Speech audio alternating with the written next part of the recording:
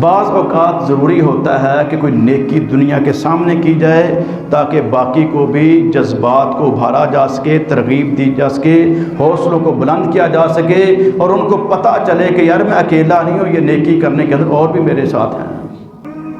کیونکہ بعض اوقات نیکی کرنا، دین پر عمل کرنا بڑا مشکل ہو جاتا ہے، تو اس مرحلے پر ظاہری طور پہ وہ نیکی کرنی چاہیے۔ مثلا یہ نماز ہے نا، باجماعت اس کو رب نے رکھا ہے کہ ساری دنیا دیکھے کہ اذان ہو گئی، یہ بندہ رب کے گھر میں آ گیا، جو نہیں آیا اس کی پہچان ہوگی، جو آ گیا اس کی بھی پہچان ہو گئی۔ حج کے لیے بھی، باقی بھی کتنی عبادات آپ دیکھیں گے کہ وہ آپ کو ظاہری کرنی پڑے گی، اگر ظاہری نہیں کریں گے آپ کی عبادت ہی نہیں ہوگی۔ اس طرح سے بعض عبادات ہیں وہ بالکل خفیہ اور پوشیدہ ہیں۔ صدقہ اور زکوٰۃ بہترین طریقہ یہ ہے کہ وہ خفیہ طریقے سے دیا جائے، پتہ ہی نہ چلے کسی کو۔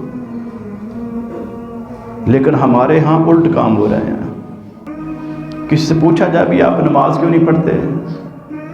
وہ جی میں وہ فلاں پڑھ لیتا ہوں، وہ ادھر اس جگہ پہ وہ فلاں مسجد ہے، وہ فلاں جگہ ہے، مختلف بہانے۔ اور خرچ کرنے کے لیے جب معاملہ آتا ہے تو پھر دیکھتا ہے کہ جہاں پر بڑا مجمع لگا ہونا، اور بالخصوص وہ لوگ کہ جو باقاعدہ سپیکروں میں اعلان کریں کہ لو جی فلاں کے گھر سے اتنے پیسے آ گئے ہیں، اور وہ 10 منٹ بیان ہی کرتا رہا کہ فلاں کا بیٹا ہے، فلاں کا بھائی اور فلاں، وہاں پر یا پھر اس کا کوئی بینر لگایا جائے یا کوئی بڑا کتبہ لگایا جائے، تشہیر کی جائے، بھرپور فوٹو سیشن ہو، میڈیا میں چلایا جائے، وہ وہاں پر جا کے خرچ کرتے ہیں۔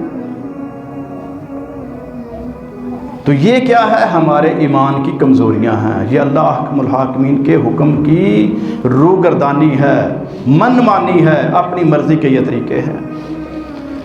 اس لیے اللہ رب العالمین نے فرمایا کہ بھئی تم نے میری رضا کے لیے کرنا ہے، میرے حکم پر کرنا ہے، تو میں تمہیں دیکھ رہا ہوں، مجھے علم ہے کیا کر رہے ہو، مجھ سے کوئی چیز چھپی نہیں ہے۔